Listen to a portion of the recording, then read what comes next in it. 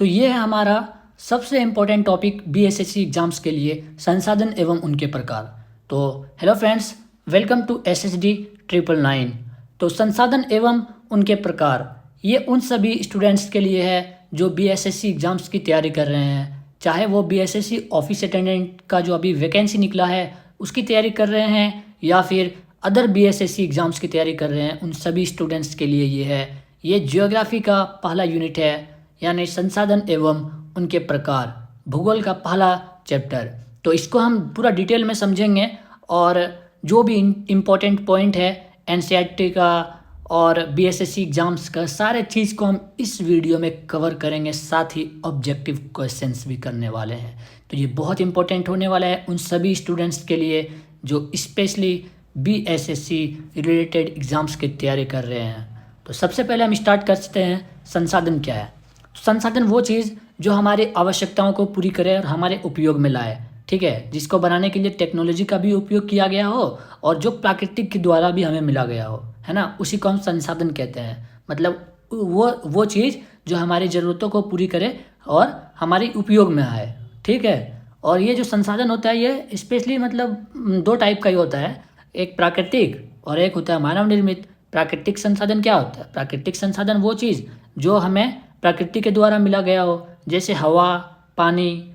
और मनुष्य निर्मित यानी कि मानव निर्मित संसाधन क्या होता है? वो चीज़ जो इंसानों के द्वारा बनाया गया हो, यानी टेक्नोलॉजी का यूज करके इंसानों के द्वारा बनाया गया हो, वो क्या है? मानव निर्मित। क्या हो जाएगा? जैसे एग्जाम्पल घर हो गया, सड़क हो गया, ये सब मानव निर्मित संसाधन है। उसके बाद जो हमारा सिलेबस में है ये हम देखते हैं कि क्लासिफिकेशन ऑफ रिसोर्सेज, यानी कि संसाधनों का वर्गीकरण जो हमारा दिया गया है, ये हमारा 4 बेसिस पे दिया गया है। उत्पत्ति के आधार पर, और है हमारा समाप्यता के आधार पर, और है हमारा स्वामित्व के आधार पर, विकास के स्तर के आधार पर। तो इन चारों को हम डिटेल्स में समझते हैं कि क्या होता है। On the basis of origin, यानी कि उत्पत्ति के आधार पर, ठीक है। सबसे पहला होता है हमारा जैव संसाधन, उसके बाद होता है अजैव संसाधन।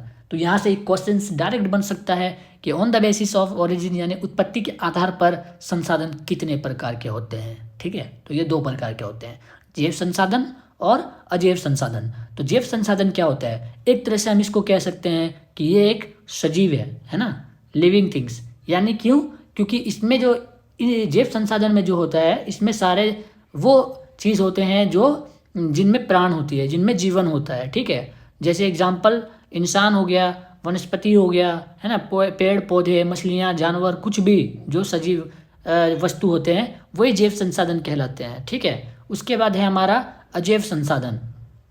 अजैव संसाधन क्या है? निर्जीव वस्तुओं से बने संसाधन। देखो, अजैव संसाधन मतलब निर्जीव वस्तुओं से बने संसाधन।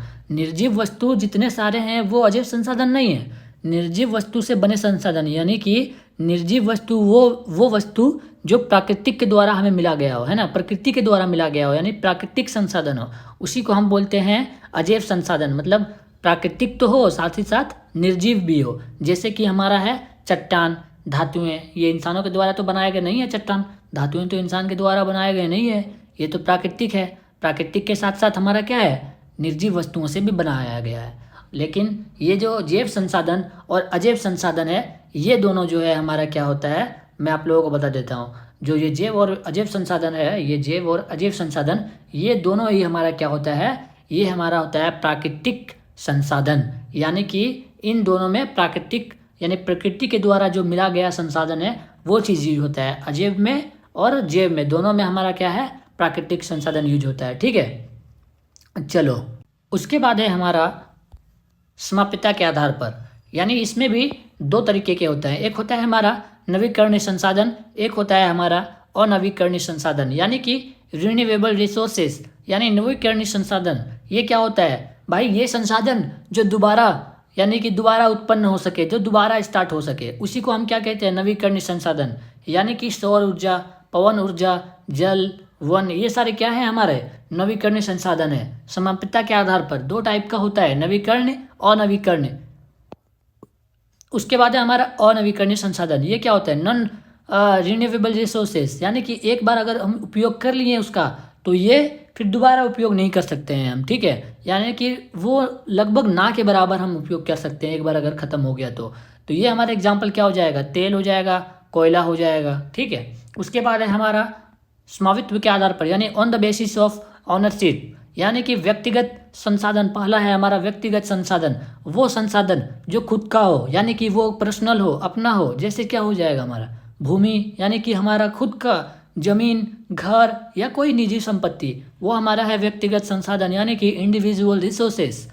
दूसरा है हमारा कम्युनिटी ऑन रिसोर्सेस, सामुदायिक स्वामित्व वाले संसाधन, यानी कि पूरी समुदाय के उपयोग हेतु, यानी जो भी समुदाय में रहने वाले लोग हैं उसको वो इजीली यूज कर सकें। तो हमारा एग्जाम्पल क्या हो जाएगा उसका, कि पार्क या फिर कुआं या फिर खेल का मैदान, ये सभी क्या है, सामुदायिक स्वामित्व वाले संसाधन है।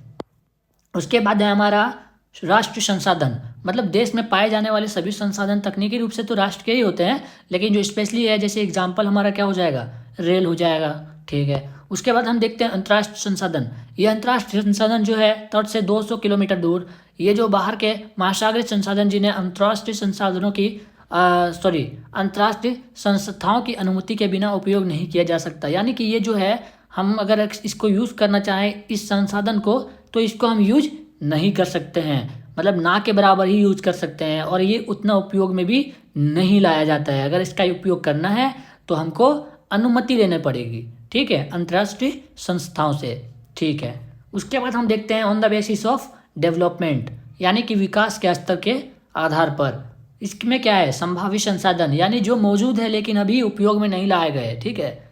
ये एग्जाम्पल क्या हो जाएगा, राजस्थान व गुजरात में पवन व सौर ऊर्जा की संभावना।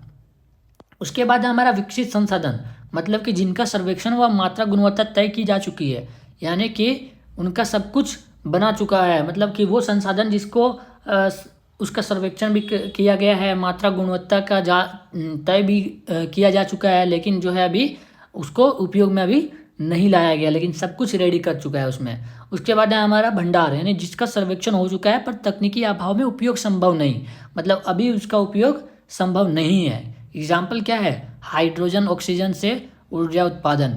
उसके बाद है हमारा संचित कोष, यानी तकनीकी उपलब्ध है लेकिन अभी उपयोग शुरू नहीं हुआ, मतलब उपयोग शुरू नहीं हुआ यानी मतलब शुरू हो सकता है इसका उपयोग। यानी एग्जाम्पल क्या है, बांधों में जल, उसके बाद वन, ठीक है, या वन तो यार मान लो कि उपयोग अभी हो चुका है शुरू, लेकिन उपयोग शुरू नहीं हुआ। जैसे बांधों में जल अभी उपयोग शुरू नहीं हुआ है, मतलब ये शुरू होने वाला चीज़ है, मतलब शुरू हो सकता है या हो भी रहा है। ये है हमारा संचित कोष। उसके बाद है हमारा डेवलपमेंट ऑफ रिसोर्सेज, यानी संसाधनों का विकास। कैसे विकास होता है, संसाधनों का विकास विभिन्न कारणों से किया जाता है। संसाधनों का उपयोग, जैसे अत्यधिक उपयोग, कुछ व्यक्तियों के हाथ में संसाधनों का संकेंद्रण, तकनीकी विकास, पर्यावरणीय ह्रास आदि के कारण सामाजिक, आर्थिक और पर्यावरणीय समस्याएं उत्पन्न होती है। मतलब डेवलपमेंट ऑफ रिसोर्सेज, संसाधनों का विकास कैसे किया जाता है ना, उसके द्वारा देखो, जो सतत विकास है, सतत आर्थिक विकास का अर्थ ऐसा विकास जो वर्तमान आवश्यकताओं को इस प्रकार पूरा करे कि भविष्य की पीढ़ियों की आवश्यकता पर कोई प्रभाव ना पड़े। मतलब ये कि जो सतत विकास है, इसमें क्या होता है कि अगर आप संसाधन का उपयोग कर रहे हैं, अगर करना चाहते हैं तो ऐसे उपयोग करें कि अभी की आवश्यकताओं को तो पूरा करें, लेकिन ये भी ख्याल रहे कि आने वाले पीढ़ियों को उससे कोई दिक्कत ना हो, ठीक है। उसके बाद जो इसमें होता है, जो इम्पोर्टेंट चीज़ है, वो है हमारा एजेंडा 21। जो एजेंडा 21 है वो 1992 में चलाया गया था, इस विकास को बढ़ावा देने के लिए, यानी सतत विकास को बढ़ावा देने का निर्माण किया गया था।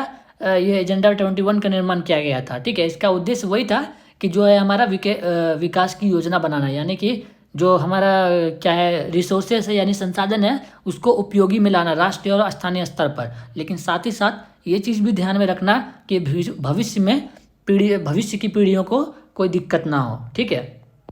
उसके बाद है हमारा भारत में संसाधन योजना। ये भारत में संसाधन योजना क्या है, संसाधनों का सर्वेक्षण, मतलब कि अगर भारत में जो है संसाधन योजना क्या है भाई, कोई योजना बनाया जाता है ना, कोई भी चीज़ करने के लिए, कोई भी चीज़ करने के लिए एक योजना बनाया जाता है। पहले उसका सर्वेक्षण किया जाता है, जांच किया जाता है, कहाँ कहाँ उसका उपयोग करना है वो सोचा जाता है ना। कोई भी मतलब योजना बनाना, तो वही है संसाधन का योजना कैसे बनाया जाता है। संसाधनों का सर्वेक्षण होता है, फिर संसाधनों का अध्ययन के लिए योजना बनाना, फिर योजना का कार्यान्वयन। उसके बाद है हमारा resource planning in is essential, यानी कि संसाधन योजना आवश्यक क्यों है भारत में। संसाधन योजना आवश्यक क्यों है भारत में। संसाधन वितरण आसमान है कि नहीं। कुछ क्षेत्रों में संसाधनों की आवश्यकता अधिकता है तो कुछ क्षेत्रों में कमी, यानी कि देखो भाई इसमें संसाधन योजना आवश्यक क्यों है। देखो कोई गांव में आप देखते हो कि वहाँ पे बहुत समस्याएं होती है, कुआं नहीं है या फिर क्या बोलते हैं तालाब नहीं है, नहर नहीं है, जिससे सिंचाई करने में दिक्कत होता है। लेकिन कई कई क्षेत्रों में ऐसा है कि वहाँ पे सब कुछ अवेलेबल है या फिर अधिक से भी ज़्यादा है वहाँ पे। तो उस चीज़ के लिए संसाधन योजना आवश्यक है। क्या है कि उचित उपयोग और समान वितरण के लिए संसाधन योजना आवश्यक है। उसके बाद है हमारा भूमि संसाधन। भूमि एक सीमित प्राकृतिक संसाधन है, ठीक है, मतलब ये सीमित है। भारत का कुल भौगोलिक क्षेत्रफल 32.8 लाख वर्ग किलोमीटर है। भूमि का उपयोग विभिन्न कार्यों में होता है, ठीक है। भूमि का उपयोग तो भाई बहुत सारे कार्यों में होता है। कृषि हो गया, वानिकी हो गया, चराई भूमि है, गैर कृषि उपयोग है, बंजर भूमि है ना। उसके बाद है हमारा भारत में भूमि उपयोग का पैटर्न। दो पैटर्न है इसका, दो फैक्टर है, ठीक है। एक भौतिक कारक, एक मानव कारक, ठीक है। उसके बाद है हमारा land degradation and conservation measures, यानी भूमि क्षरण और संरक्षण के उपाय। तो भूमि क्षरण के मुख्य कारण क्या हो सकता है भाई, मतलब भूमि जो है वो उसका क्षरण का मुख्य कारण क्या हो सकता है। वनों की कटाई है कि नहीं, अधिक चराई यानी कि ओवर ग्रेजिंग, उसके बाद खनन, बांध निर्माण, ये चीज़ है हमारा भूमि क्षरण, है ना। और फिर भूमि को हम लोग बचा कैसे सकते हैं, उसका संरक्षण कैसे कर सकते हैं हम लोग। तो उसके लिए हमको क्या करना पड़ेगा भाई, बहुत सारे पेड़ पौधे लगाने पड़ेंगे, पेड़ पौधे लगाना चाहिए, है कि नहीं। और हमारा प्रॉपर ग्रेजिंग भी होना चाहिए, यानी कि उचित चराई। उसके बाद हमारा खनन क्षेत्रों का पूर्णवास, बंजर भूमि का विकास, मतलब बंजर भूमि जहाँ रहता है ना, सुने होगे आप लोग कि बंजर हो गया है पूरा, है ना, ये पूरा क्षेत्र बंजर है, मतलब यहाँ पे कुछ काम नहीं होता, बंजर पड़ा हुआ है, ऐसे ही पड़ा हुआ है ना, वो कोई काम में नहीं लाया जा सकता है, वो क्षेत्र ही ऐसा हो गया। तो उसको हम लोग विकास में लाना, बंजर भूमि का विकास में लाना, ये भी भूमि संरक्षण के उपाय हैं, ठीक है। उसके बाद है हमारा सॉइल एज ए रिसोर्स, यानी मृदा संसाधन। मृदा अथवा मिट्टी सबसे महत्वपूर्ण नवीकरण प्राकृतिक संसाधन है, ठीक है, ये याद रखना भाई। ये जो है हमारा मृदा, ये क्या है, नवीकरण प्राकृतिक संसाधन। ये प्राकृतिक संसाधन तो है लेकिन ये नवीकरणीय है। यह पौधों के विकास का माध्यम है जो पृथ्वी पर विभिन्न प्रकार के जीवों का पोषण करती है। मतलब कि classification of soils in India, मतलब इसको हम पहले देखते हैं जो सबसे इंपॉर्टेंट है हमारा, ठीक। पहला है हमारा जलोढ़ मृदा, ठीक भाई, क्वेश्चन डायरेक्ट पूछा जाता है यहाँ से। संपूर्ण उत्तरी मैदान जलोढ़ मृदा से बने हैं, ठीक है, यहाँ से डायरेक्ट क्वेश्चन पूछ सकता है। इसको हम हाईलाइट कर देते हैं, इसको, ये देखो, ये जो जलोढ़ मृदा है ये हमारा संपूर्ण उत्तरी मैदान जलोढ़ मृदा से बने होते हैं, ठीक है। और ये कहाँ है हमारा, पूर्वी तटीय मैदान, विशेषकर महानदी, गोदावरी, कृष्णा और कावेरी नदियों के डेल्टा भी जलोढ़ मृदा से बने हैं, ठीक है। तो ये जो है हमारा अत्यधिक उपजाऊ के कारण यहाँ गहन कृषि की जाती है और जनसंख्या घनत्व भी अधिक है।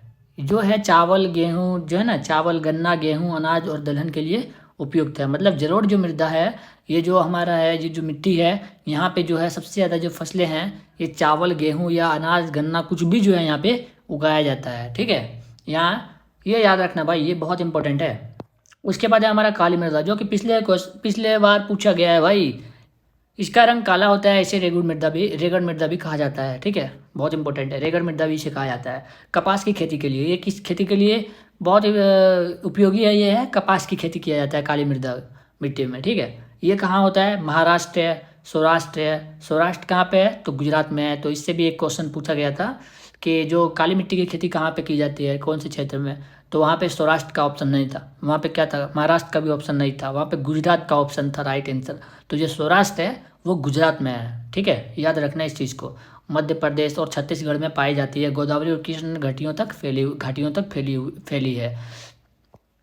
उसके बाद है हमारा इसमें महीन कण अधिक और नमी धारण क्षमता उच्च होती है। कैल्शियम कार्बोनेट, मैग्नीशियम, पोटास और चूने से भरपूर होता है। ये जो काली मृदा है ये किन सब चीज़ों से भरपूर, यानी किन सब चीज़ों से बना होता है ये भाई मिट्टी, तो कैल्शियम कार्बोनेट, मैग्नीशियम, पोटास और चूने से भरपूर होता है ये।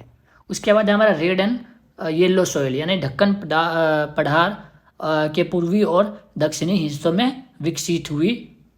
मतलब ये जो है रेड एंड येलो सॉइल, ये क्या होता है, लाल रंग लोहे धातु के प्रसार के कारण होता है। जो लोहा होता है ना लाल रंग का, लाल रंग लोह धातु जो होता है, मतलब कोई भी धातु जो लोहे का है वो क्या बोलते हैं हम लोग उसको, उसके जो प्रसार हो ना, मतलब उसको, उसके जो प्रसार है उसके कारण जो है हमारा लाल रंग जो है, लाल मिट्टी उसके कारण हमारा होता है। ठीक है, ये कहाँ होता है? उड़ीसा, छत्तीसगढ़, मध्य गंगा मैदान के दक्षिणी छोर और पश्चिमी घाट में पाई जाती है। यानी उड़ीसा, छत्तीसगढ़ और मध्य गंगा मैदान के दक्षिणी छोर और पश्चिमी घाट, है ना।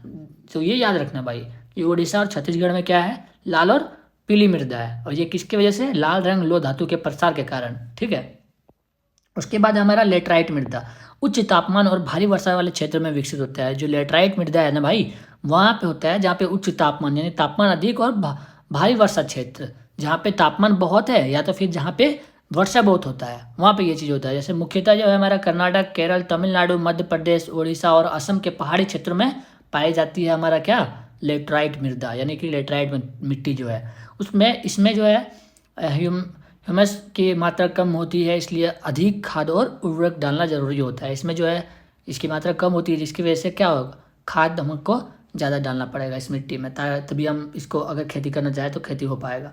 उसके बाद है हमारा मरुस्थलीय मृदा, पश्चिमी राजस्थान में पाई जाती है। ये कहाँ पाई जाती है? पश्चिमी राजस्थान में। सिंचाई से कृषि योग्य बनाई जाती है। ठीक है, सिंचाई करके इसको क्या बनाया जाता है? कृषि योग्य, यानी सिंचाई करेंगे तो ही इसमें हम खेती कर पाएंगे। नमक की मात्रा अधिक, जिससे खाने का नमक भी बनाया जाता है। ठीक है, ये होता है यहाँ पे मरुस्थलीय मृदा में। एक है हमारा वन मृदा, पहाड़ी और पर्वतीय क्षेत्र में, ऐसे ही पता चल रहा है कि ये वन मृदा है तो पहाड़ी और पर्वतीय क्षेत्रों में पाई जाएगी।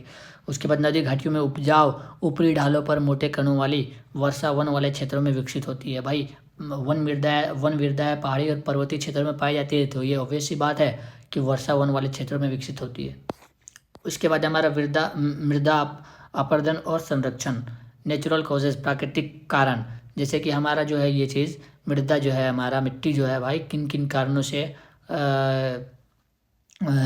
अपरदन और संरक्षण भी हम इसको कर सकते हैं, है कि नहीं। तो जो प्रभाव होता है, प्रभाव पड़ता है, ये प्राकृतिक कारण भी होता है और मानवीय कारण, मतलब कि इंसानों के कारण भी होता है। जैसे कि हवा के वजह से दिक्कत होता है, हिमनद मतलब ग्लेशियर, या फिर ज़्यादा जल, है ना, जैसे बाढ़ आ जाना, उनके वजह से भी दिक्कत होती है। और मानवीय कारण क्या है? वनों की कटाई, है ना, जंगल की कटाई, पेड़ की कटाई, अधिक चराई हो जाएगा, निर्माण कार्य, खनन, इनके वजह से होता है। उसके बाद है हमारा जो संरक्षण है हमारा मृदा का, वो कैसे हो सकता है हमारा? तो सीढ़ीदार खेती इसके लिए ज़रूरी है, पट्टी कृषि। ठीक है, पेड़ों की कतार लगाकर रक्षक मेखला बनाना, इनके वजह से हम मृदा संरक्षण को रोक सकते हैं।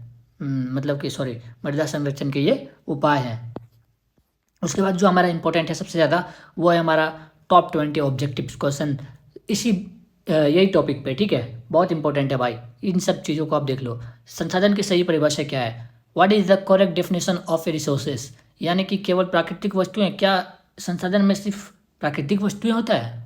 बताओ भाई, संसाधन में सिर्फ प्राकृतिक तो नहीं होता। संसाधन मतलब कुछ भी जो इंसान की ज़रूरतों को पूरी करे, है ना, तो ये प्राकृतिक सिर्फ नहीं होता है। तकनीकी रूप से उपयोग वस्तुएं, केवल तकनीकी रूप से मतलब कि क्या, सिर्फ टेक्नोलॉजी यूज वस्तु जो है, technology use things that means ये कि सिर्फ तकनीकी जिसमें टेक्नोलॉजी यूज किया गया है वही चीज़ें हम यूज कर सकते हैं, वही सिर्फ संसाधन है, ऐसा भी नहीं है भाई। तो ऐसी वस्तुएं जो आवश्यकता को पूरा करें, तकनीकी रूप से उपयोगी हो, आर्थिक रूप से, सब चीज़ों से, तो ये होता है हमारा ऑप्शन सी इसका राइट आंसर हो जाएगा। ठीक है, केवल आर्थिक रूप से उपयोगी वस्तु, तो केवल आर्थिक रूप से भी नहीं, तो ये हमारा सी हो जाएगा इसका राइट आंसर। उसके बाद हमारा उत्पत्ति के आधार पर संसाधन कितने प्रकार के होते हैं? तो मैंने बताया था कि उत्पत्ति के आधार पर 2 प्रकार के, जैव और अजैव। उसके बाद निम्न में से कौन सा जैव संसाधन है? तो निम्न में से अजैव संसाधन क्या है? अजैव संसाधन मैंने आपको बताया था कि निर्जीव वस्तुएं होता है, लेकिन साथ ही साथ ये क्या होना चाहिए? ये हमारा होना चाहिए प्राकृतिक संसाधन। तो हमारे इसमें देखो निर्जीव कौन है? निर्जीव से भी एक ही है यहाँ पे, चट्टान। ठीक है, और साथ ही प्राकृतिक भी है, तो ये हमारा हो जाएगा अजैव। उसके बाद है हमारा पवन और सौर ऊर्जा किस प्रकार के संसाधन है? पवन और सौर ऊर्जा किस प्रकार के हैं? ये हमारा हो जाएगा नवीकरणीय संसाधन, मतलब ये कि इसको हम दोबारा से, ये जो है दोबारा से चल सकता है, ये दोबारा से स्टार्ट हो सकता है। उसके बाद है हमारा अंतर्राष्ट्रीय संसाधनों के अंतर्गत आने वाला क्षेत्र तट रेखा से कितनी किलोमीटर दूर है? तो मैंने आपको बताया था 200 किलोमीटर। कितना?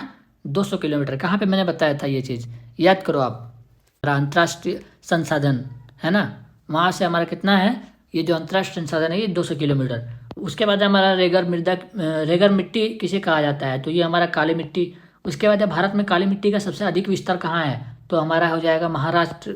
उसके बाद हमारा लेटराइट मृदा किस परिस्थिति में बनती है, लेटराइट मृदा किस परिस्थिति में बनता है भाई, लेटराइट जो होता है अभी मैंने बताया था आप लोगों को। तो ये हो जाएगा हमारा उच्च तापमान और अत्यधिक वर्षा। उसके बाद है हमारा मरुस्थलीय मृदा सबसे अधिक कहाँ पाई जाती है, तो इसका राइट आंसर है हमारा पश्चिमी राजस्थान। उसके बाद है हमारा मृदा अपरदन के प्राकृतिक कारकों में शामिल है, ठीक है, मृदा अपरदन के प्राकृतिक कारकों में शामिल है, तो ये पवन हो जाएगा। उसके बाद हमारा सीढ़ीदार कृषि का उपयोग किसे रोकने के लिए किया जाता है, तो हमारा है हमारा मृदा का अपरदन। उसके बाद है हमारा